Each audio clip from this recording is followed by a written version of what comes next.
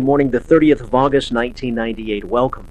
We do have an in-studio guest who has been on my program more times than any other guest in the history of the program. He is the founder of the nonprofit Frontline Foundation. His name is Ray Castellani. And Ray, good morning. Good morning. How are you? This is good being here at 7 instead of 2 o'clock in the morning. You're an early morning person. Yeah, well, the dogs get me up. I like to sleep, but I can't. Well, thanks for coming down. We've got a little less than an hour, so let's talk about Frontline and some events coming up and take some calls. And beautiful. Frank, I had to, years ago, I saw Tex on the streets here. Tex, I don't know, in the first... Tex was the first one. Right, with us, back in 1988, I think. I think so. I think December of 88 was the first radio interview we did. A long time ago. I saw him the other day. He's still on the streets. He's still alive, but beautiful man. I, again, want to start out never knowing, and neither one of us knew in 1988 that we were going to be on again or again and again. And this is the time of the year that I met you in 1988, which was 10 years ago. It will be 10 years ago in another couple of a month. That's right. And or Thanksgiving time. And so I want to start out, which I have been for the past several years, thanking the listeners, the people, your following, and thanking the multitude of people that write in to Frontline to me with encouraging letters to me, and also the service, also the $3 Club members, also the Frontline 80 members, also the people that come to the dinners, which we're having a dinner on the 21st of next month, correct, September, correct, Frank's dinner, and so please come to that one, where we get to see everybody and have some good Italian food, so I want to thank the people, because it's really, Frontline is really just a healthy. It's a healthy organization. I mean, I just, that's about the best way I can put it. It's just a healthy, and it's healthy because of the people, not because of me, but because of the people. And so I want to thank all those people. And again, I want to reiterate and reiterate and reiterate. That's redundant? I don't know. But I want to thank you, Frank, for having me on, and for the years of devotion, help, and energy that you've put into humanity. Because you have made a difference, a real difference in the society, in our city of Los Angeles. If they allowed me to go any further than that, I would take on New York and Chicago and Detroit and a few other cities like that. But because there's no money involved, we had to just take care of Los Angeles. So, and also, to anybody that just said, "Oh, that guy is on again," welcome. I love you. For those that haven't heard you before, and for those that are hearing you for the first time, what would you like to share with them about Frontline and about you and why you're here? You know, it has gotten down to a very simple, for me, and when I'm asked that question a lot of times, and now it's about principles. That's what I'm about. It's about principles of compassion and understanding for my fellow man. Principles that supersede the act of what I'm doing of serving food or Frontline. Supersede the norm of opinionated icons of our society. Because the principles of compassion, understanding, love, tolerance are vitally important for what, and over the past 11 years that I've been on the streets of Skid Row, these principles have prevailed, and I've seen through my own eyes last week on Tuesday. California Fresh Foods, by the way, God, just gotta say this. They give me hamburgers and hot dogs, and I heat them up at the facility, and put onions on them, ketchup. They're hot. I put them in an igloo, and bring them downtown, and these people go crazy for them downtown. So I was down there on Tuesday. I fed 144 people, and on last Saturday, almost 200, I think, 200, and it was all hamburgers and hot dogs, all from there. But it was just a treat for these people. And again, of course, with the hot weather, it's water. But that's and I sat in the back of the truck, and this is an answer to your question. I sat on the back of the truck, and I asked this guy, and there was a gal next to him, and I said, "What do you love about Frontline?" Looking at me, saying, "Ray," and they say, "Because you care. You care about us." And I think that's what Frontline is all about, or what it has developed. And I believe that anybody that comes into Frontline, they must care, they must love, they must have these qualities. Otherwise, there's too much of caring there. It'll flush out the decadency of the human. Let me pick up on that and ask you to respond a bit further. If someone was listening right now that hadn't heard you before, they might derive from what we've shared so far in 5 or 10 minutes. Well, that's nice. He is involved with another organization that feeds people, and well, that's nice, and he must get money from, corporations and maybe even government funding, and oh, that's nice. It's good that there are people out there like him doing that. How is Frontline run? Where do you get your money, for instance? Well, it is all by the people. But it was orchestrated to me over 11 years ago now. It was orchestrated to me in 1987 to receive no compensation for what I was to embark on, nor to solicit for any money.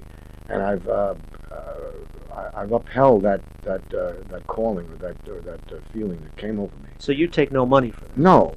You see, because that money will dissipate any kind of power that I have within my framework to be able to talk freely. I can't be bought. I can't be sold. I can't be borrowed. I can't even be leased, as my friend Bob Cohen said. Well, I can't be bought, but I can be leased. I can't be leased. And I know that now. I didn't know in the beginning. Money, it doesn't enter into my life. It doesn't enter into my picture. And yet, 600,000 meals have been served in the streets over, roughly about $60,000 a year times 11, whatever that comes up to be. And probably over $1.5 million worth of dry goods and food has come in from schools and people and organizations.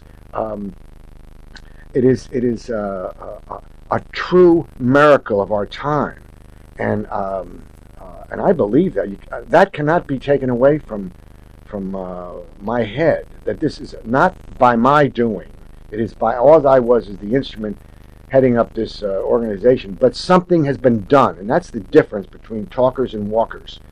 You and I, we can sit here all we want, but if we don't have a dinner, what good is it? I mean, if we're not doing something, how can I get across the street? Well, I can still stay on one side of the street and say, geez, I want to get across the street. I want to get across the street. I'll never get across the street until I start walking. And that's the difference. What that has been perpetrated through the process in the last 11 years is an action has been taken. I didn't know that. I thought it was a one-time deal. And I said, well, it's no big deal to receive nothing for one day. I mean, that's immaterial. But how about 11 years? 11 years of this. The struggle for 11 years has been very, very arduous, to say the least. But the support that I get from the people, such as your listeners, such as the people that write into me, such as the people that give their $100 or $50 or $25, I write them personally because I care about that. I believe in that ideology. I don't want to get so big that I forget who this is all about. It's about people. It's about God that's running the whole show. If I offended anybody out there, good. I don't care. But come with me on the streets of Skid Row and we'll talk about God, okay, my brothers and sisters, and we'll see how tough you are. Anyway, that's what it's about. Let me comment on something. Your reference to saying that, is there some people take shots at you? Oh, of course. And say, that's, who are you? And Frank, that's the story of life. I mean, if they're sitting back right now in their chair saying, who is he to tell me, and et cetera, et cetera, et cetera, and why is he talking about God? I take offense to that. But they don't take offense if I talk anti, then they're with me. But because I talk about love, tolerance, understanding, compassion, God, whatever you want to say, then they're anti-Ray. Which is fine. And it's okay, because you get callers today. Well, who knows what we'll get today. But if I'm telling the way it is with me. I respect the way it is for somebody else. That's a principle. A principle. It doesn't mean I have to go along with it. I just respect it. And if these principles were more into the process of our mainstream of our society, my goodness, we would live in a beautiful world. The principle of compassion and understanding and love. What is wrong with that is what I want to say. That's the change that will take place in our society. That's the principle of greed. Oh my goodness, can you imagine? You can go on and on that stuff. But fears, I mean, my goodness, all these things come in. So people are going to be against what I'm saying.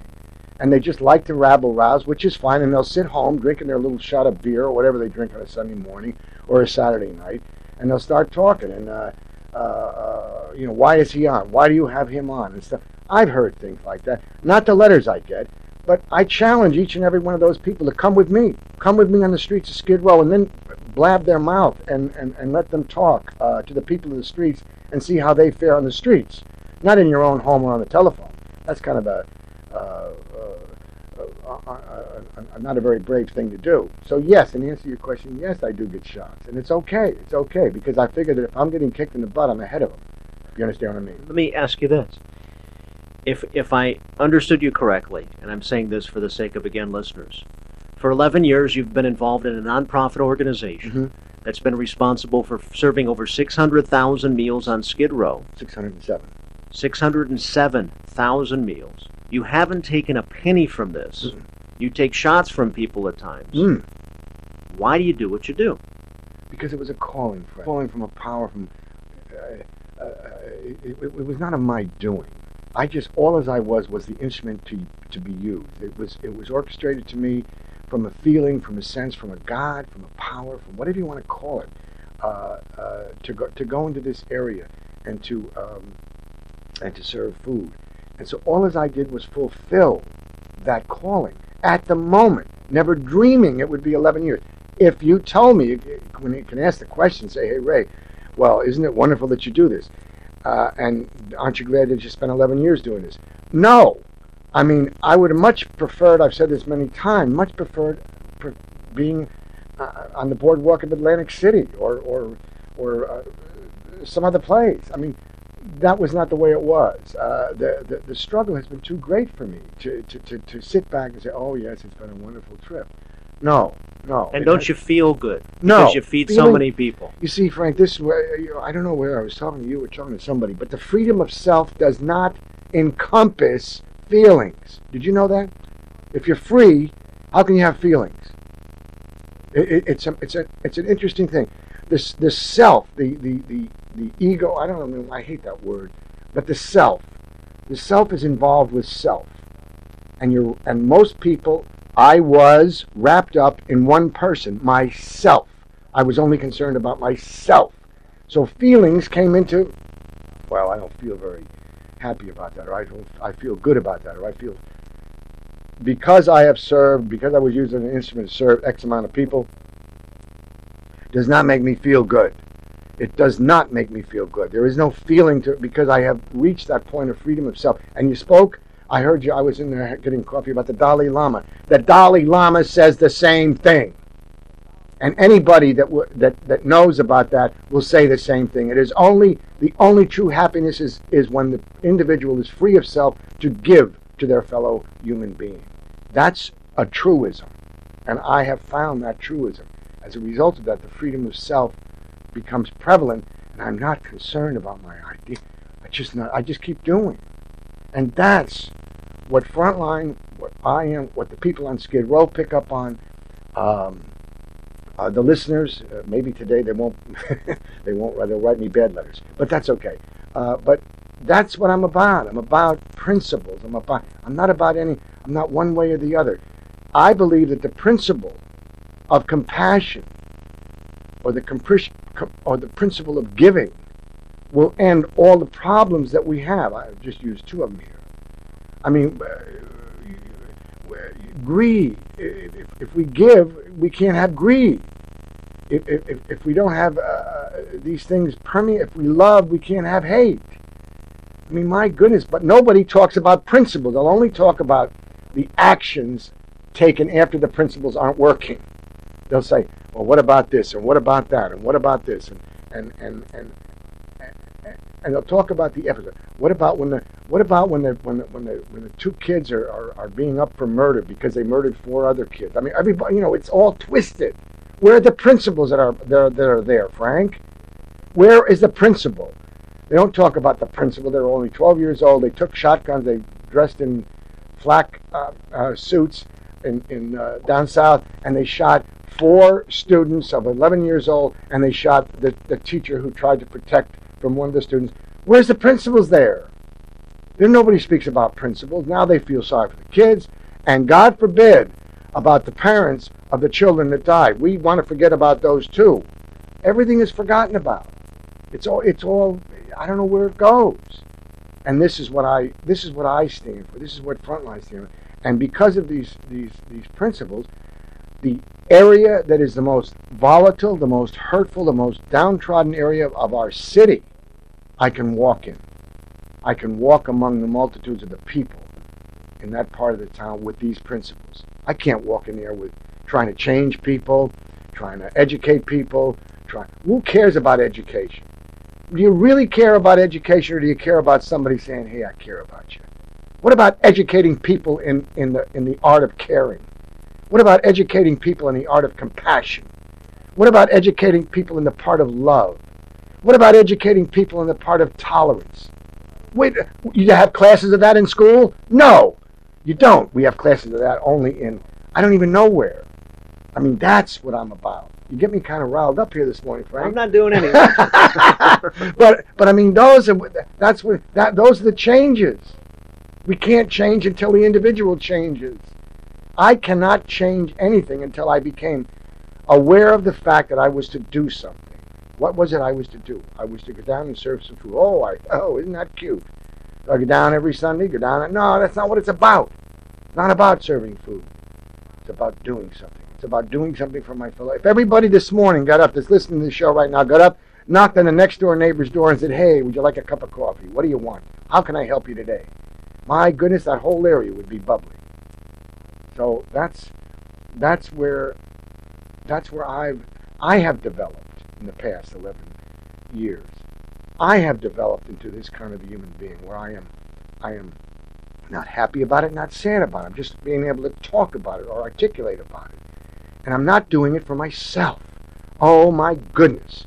The removal of self. That is probably that and fear are the corroding fibers of our society. Because everybody does it for themselves. They're either fearful of the other person, so they're going to shoot you, or rape you, or do whatever. Rape, I don't mean in the sense of man-woman. They can rape in other ways. I'm not into that area anymore. I'm not into that area. The freedom of self has entered into my area, and it has eliminated all that taste of life itself. Anyway, didn't ask for that, Frank, but one of the things that has stood out in my mind about some of the actions you've taken, and in one sense it's really startling when you think about it. In another sense, it's really a sad indictment on we as a people. You talk about on hot days, just going to the streets and passing out water. Right. Water of all things. Downtown. In our city of Los Angeles, this is one of my pet peeves. One of my pet peeves. That we as a society, we read the newspapers, we have all this media slam basket. Why doesn't the media get up and say there's no water on the streets of our city and on Skid Row? Why can't they do things like that? Why can't they enhance our society a little bit better in this particular area? If they were kids, Frank, if they were kids, they'd be lined up across the country just to give water to those kids. Well, those kids on Skid Row, those people on Skid Row are my children. They're my kids, and they were all babies at one time. And they're my kids today. And because I'm not talking about kids, because I am talking about the degenerates supposedly of our society, maybe they're not. Maybe they're the high society.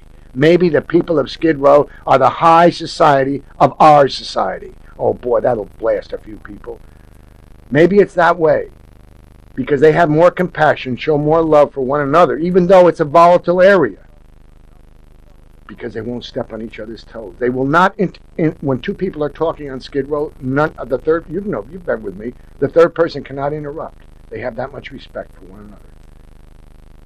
And so water, a simple thing like water, the missions that people give, I don't want to knock any missions, but there are organizations downtown that have billions of dollars pumped into, not hundreds, billions of dollars, and they won't even give the people of the streets ice cold water. A disgrace to our society, a disgrace to Los Angeles, a disgrace to the mayor. He should be ashamed of himself. I said it. You want to call me up tomorrow, Mr. Mayor, you're more than happy and welcome. I personally know that for a fact. And it bothers. Just a simple thing as water.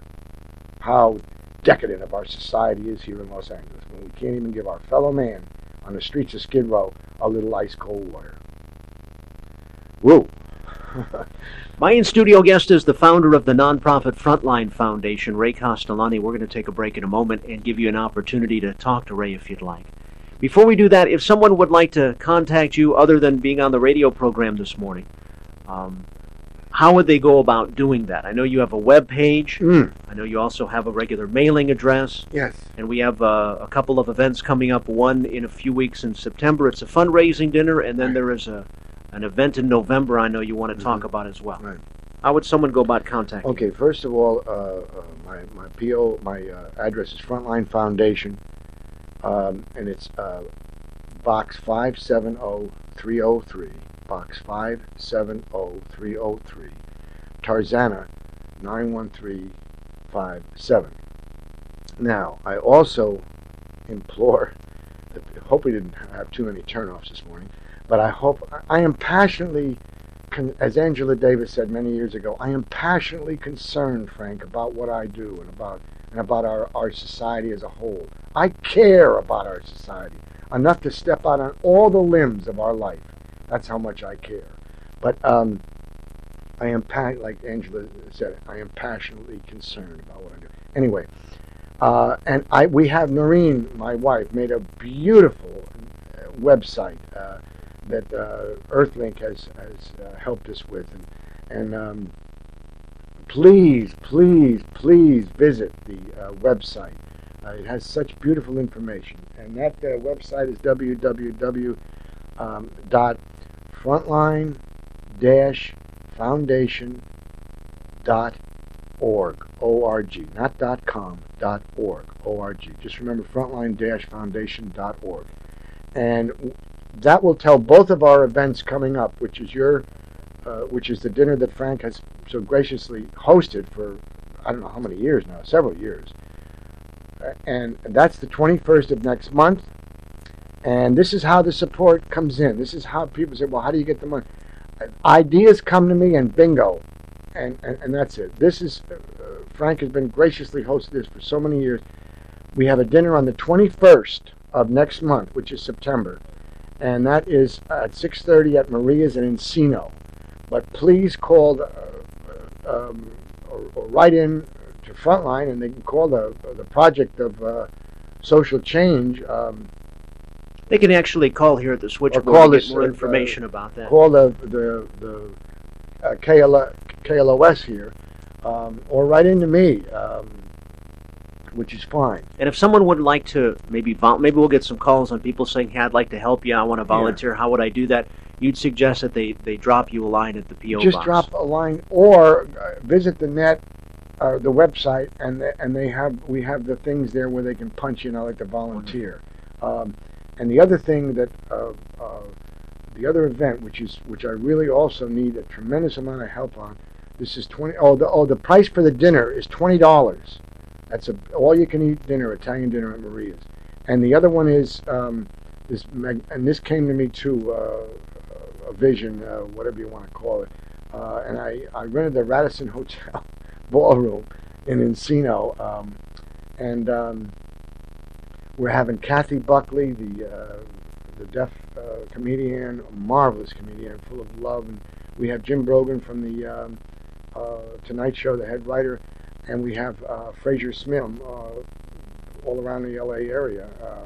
Well, he was also a disc jockey, wasn't he? Yeah, he's been here, and he's at KLSX now, Yeah. and Fraser's a great guy. Anyway, and we have beautiful sponsors. We have the AMC Theater is helping sponsor. KCAL is helping sponsor. Besides individuals, Bob Cohen, to mention a few. And when is that event going to? that is November 7th.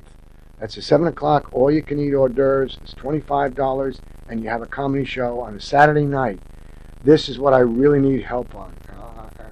And I would love to fill up that room of 366 people. And so I'm starting to work on it now. But I just want this to be a moment. I want it to be a moment. I want it to be a moment filled with love and all the stuff that's good. And so this is November 7th.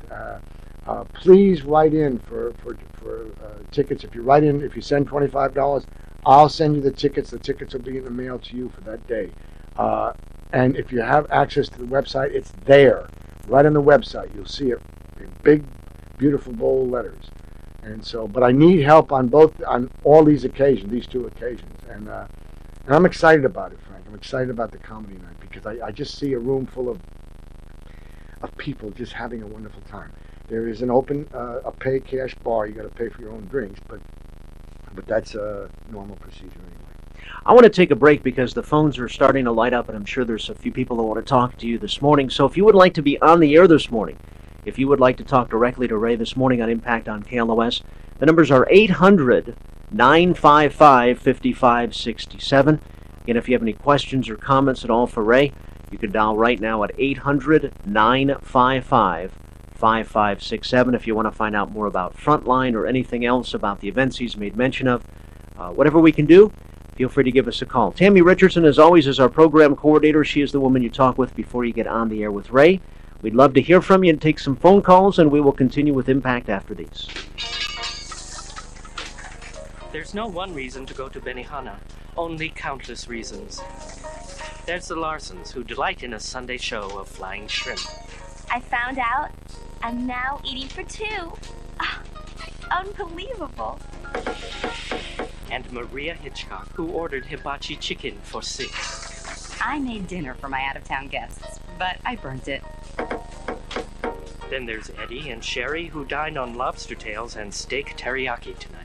Impact on KLOS, and my name is Frank Sontag. In studio is Ray Castellati from the Frontline Foundation. What did I just share with you off the air? Truth. Yeah, about the no calls. Yeah. We got no calls. We got no calls. We can talk. We can talk. I love it. Off the air, we were talking about a lot of things. We were talking about the Dalai Lama and Mother Teresa, and so much of this does kind of go over our heads when we talk about love. It's like, oh, that's nice, but that's not the real world. You know, we know the world is what it is. Why is it that we seem to really not grasp a hold of this kind of stuff? At least that's my experience. That we grasp a hold of greed, right? Money, fear. You know, that's pretty dominant out there. But I don't see love and compassion in some of the concepts we've been talking about. I think, again, Frank, I think it stems from fear. I mean, if I'm afraid to feel these things, I'm afraid that I might lose something if I give in to the principle of giving. I might lose something. And paradoxically is that that's how I gain. And I wrote in that speech that address Frank East, what the prayer of St. Francis. I'm going to get that from the internet for you, but that's St. Francis. He was born in 1186, died 1220 something, I think, and died a young man. But he said the same thing. It is better to give than to receive. It is better to love than to be loved. It is better to understand than to be understood. Now, he said it back hundreds of years ago. Same thing that we're talking about right here. That's exactly the same thing.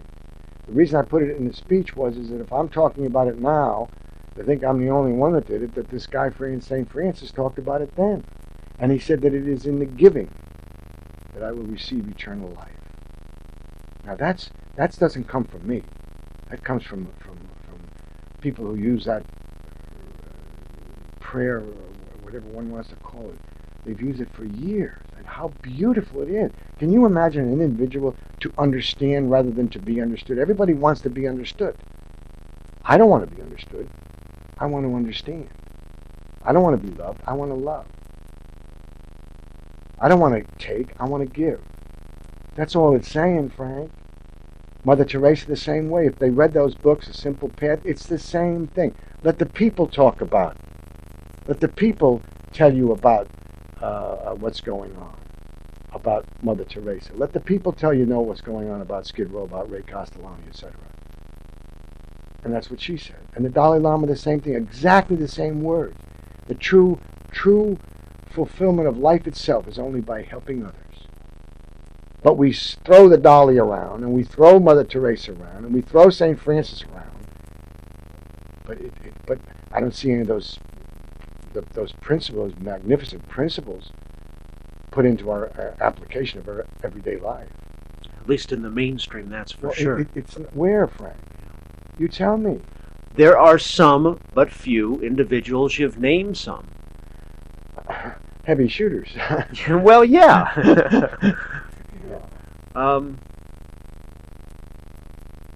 But fear. I mean, fear is the vibe that keeps you separate from that. Fear is and like you said, Ray, and I think this is a big part of it. That somehow, if I do that, if I give something, I'm going to lose something. Right. That's the thing. That's the fear vibe. Yeah. And by giving into a principle of understanding or I'm going to give up that stringiness of myself. I'm going to give up my personnel. I'm going to give up this. Or I'm going to give up that. There's only a few words that we can talk about. I mean, it's not like you talk. Fear is fear is fear is fear, and opinionated. You know what I mean? It just goes on and on and on. And but it's the same word. It's the same word, and until I can, I also had mentioned to you, until I got these things straight, until I was able to put principles into my life, I was just a nomad wandering around in our society, the same as everybody else, basically. I wanted this, I wanted that, I wanted this, I wanted that, I wanted to be this, I wanted more money, I wanted a job, and it was all based upon those things. And I want a girlfriend, I want a boyfriend, I want a wife, I want a child, I want this, I want. I mean, my goodness gracious, the wants outweighed the giving 100-fold. And Frank, to put it to your test, just put it to a test tonight on your show. How many people want? They want their idea to come across. They want their this to come out. Everything is I want. How about calling them and saying, Frank, you having a nice day today? How many calls you had like that? Or Frank, what can I do for you tomorrow? Or how can I help you here? There's always got to be something that with a rope on it, with a string on it. What can you do for me? And Frontline emulates that. Frontline resonates that. There's the famous story for those of us that have known you and have loved you for a good deal of time. It's that old peanut butter and jelly sandwich story. That's right. That from time to time people call and say, Ray, talk about that story with the love and the peanut butter and jelly sandwich. Because when the lady came in one day and made those peanut butter and jelly sandwiches, and I came over to her and I said, and remember there was a lesson for me to learn. And I said, what are you slapping those sandwiches together for? My goodness gracious, make them with love. Well, I was a cook one time and I said, well, I want them made this way. And she just was very, very obstinate and did it her way. And made about 15 or 20 of these sandwiches, slapping them together, putting them on a whole tray, and went downtown, and lo and behold, all of a sudden the peanut butter and jelly sandwich came back. I said, well, how come? He said, well, I don't want it. And another one came back, and another one. They started coming back. Well, it jarred me so much. I said, what's going on? These people are hungry. They don't want the peanut butter and jelly sandwiches. And then I realized it was a lesson for me to learn. It was a lesson for me to learn. Because you see, had they just been eaten, I would never have thought about it again. But they weren't made with love. And that was what the whole format had to be at Frontline. Everything had to be done with love. And you say, well, how do you make something with love? Well, gently, nicely, think good thoughts, compassion. And that's what it was all about.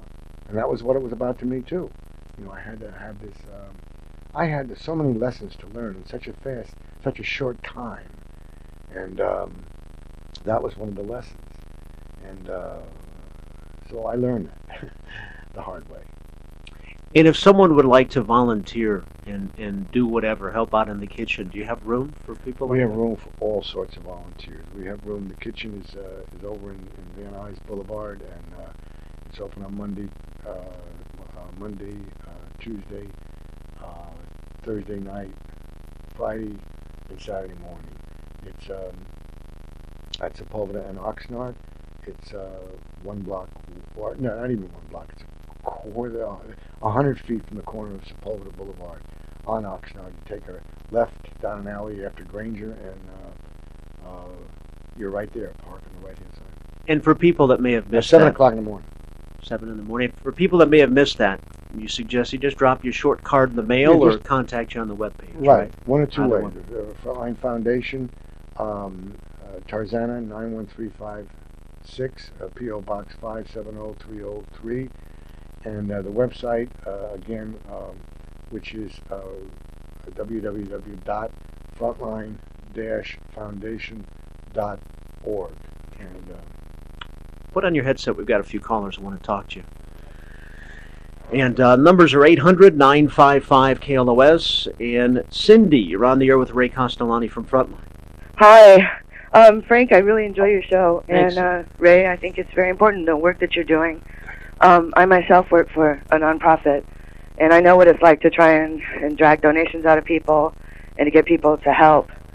But you asked a very important question, and that is, what do people get out of giving?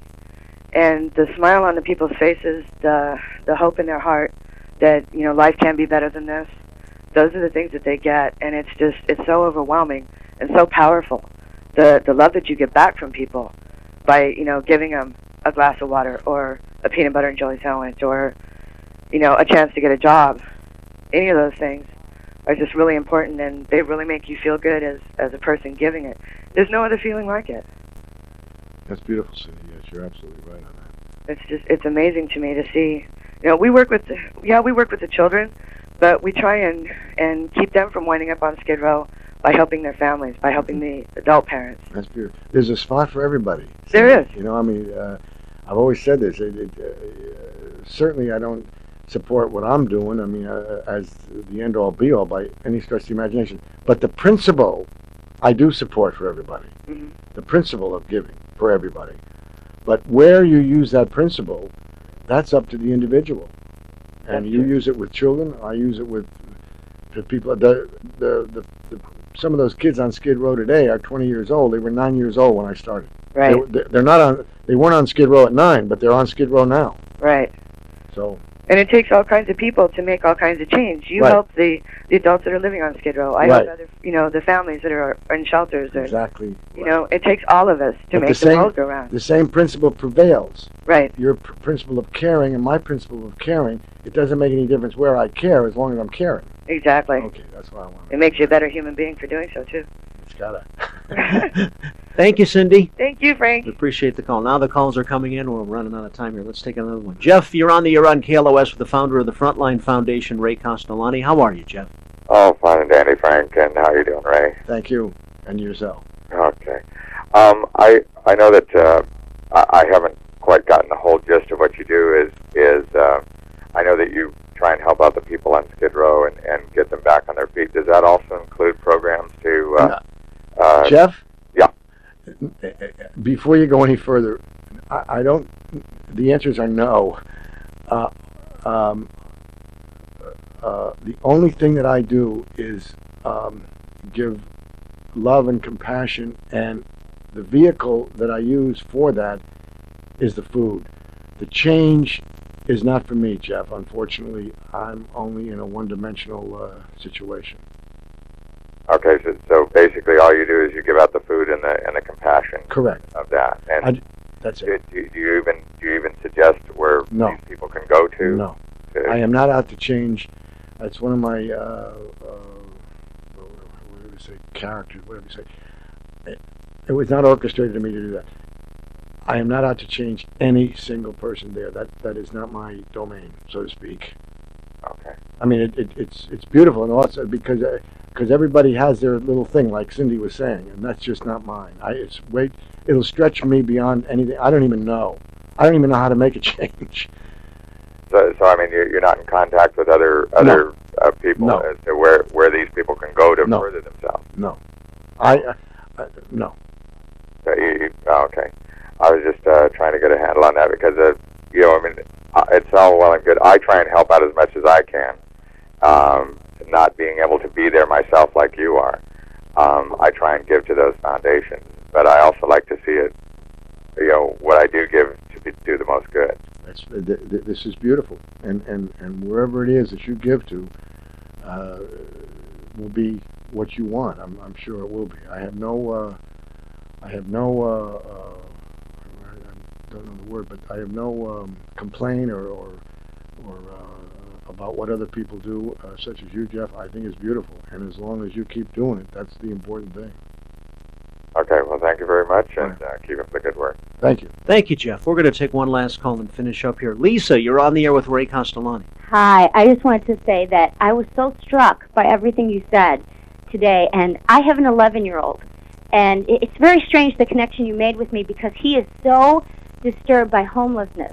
We once had been there ourselves, and he had then noticed all of the other people that never get help and that are in the park, and he kind of really became concerned with it, and it's been an issue with him.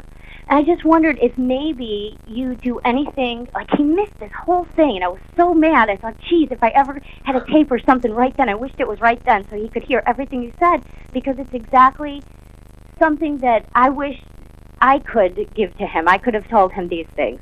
And I wondered if maybe you do anything for children to make them aware or to let them maybe help or something. You see, one thing about children, which is so beautiful, is they have a short memory and sometimes a long memory. I happen to be one of those kids that had a long memory. I was in an orphanage when I was a kid, but that's another story. But what happens to kids is they're so quick to change that you tell them one thing about this and they do not believe that it's going to happen to them. Oh, it did happen to us, so that was why I just thought he got a chance to have a feeling for that, and I don't think he's forgotten about it. Well, that's the main thing. And you're the beacon of hope for your child. Yeah. You just say, let's not forget this. See, that's a humbling experience, and you keep it a humbling experience, and always say, hey, wait a minute, man. We know where we came from. Absolutely. You see what I mean? Oh yeah, and absolutely. That's it. So you're the beacon. You're the beacon of light. You're the hope. You are the hope for him. What's his name? Trevor. Trevor, you're the hope for Trevor, and you just keep him reminded of where you came from. And that way you'll be ever forever humble, and you'll always keep moving forward, and you'll always have time. You know, there's I don't know the Bible, but there's so much. When the guy they put to the cross was going onto the cross, along the path came a guy and wiped his face, right, and wanted to give him water. Yes or no? Yeah. Okay, that's not there because it's a cute story. That's there because of symbolism. So along Trevor's path, you will come by and say, well, we do this, we do that. Then along the path of your path, there'll be somebody there that you got to give a little water to. Absolutely. You follow me? I'm following you completely. Okay. So that's what it's about. That's great. I don't ever want him to forget this, and it doesn't seem that he has. Good. And he's a kid that I think would like to do something about it, because somewhere along the way, by the grace of God, we had somebody giving us that water. That's right. And it pulled us out. And now he is a kid that at 9 years old wanted to get a van and deliver donuts to people, to the homeless people. Don't thwart him. Let him do it. It's an amazing thing. I think some people just have it in them. That's it. That's Lisa, we appreciate your call very much this morning. Thank you. Thank you as well. Sadly, we need to end in just a moment. I want to reiterate again, if you would like to contact Ray, you can do it in one of a few ways. Either you can drop him a line at Post Office Box 570-303, Tarzana 91357. I'll say it again, 570-303, Tarzana 91357. You can just jot a note, Ray, I'd like to help, or Ray, thank you, whatever you'd like. Just drop him a short line, and he'll get back to you on that. Or you can contact him via the webpage, which is the usual 3 W's, and then frontline.org. frontline-foundation.org. Frontline-foundation.org. Ray mentioned that we've got two events coming up. The one that I host, September the 21st, is a dinner in the San Fernando Valley. And then the big event, November the 7th.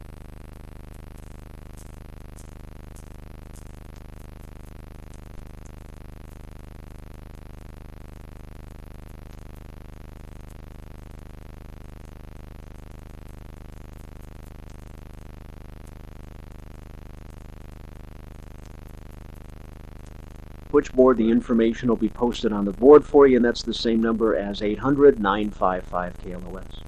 Ray, we've just got a moment. What would you like to say in closing, if anything? And I always appreciate when you come down and spend some time with me and the listeners, and No, I look forward to seeing you again very soon. It's just, again, my thanks to you, Frank, my thanks to your listeners, and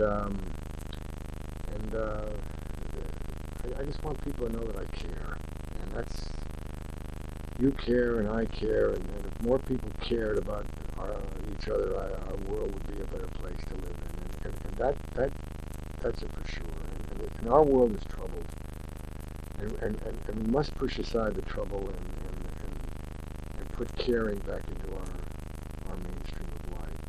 So I love you, Frank. I thank you, and thank you for having me on. And that's about it. Just thank the people. I need your help. Thank you. Thanks, Ray. I love you too. We will be back tonight at 12 midnight. Until then, you, of course, are listening to KLOS Los Angeles.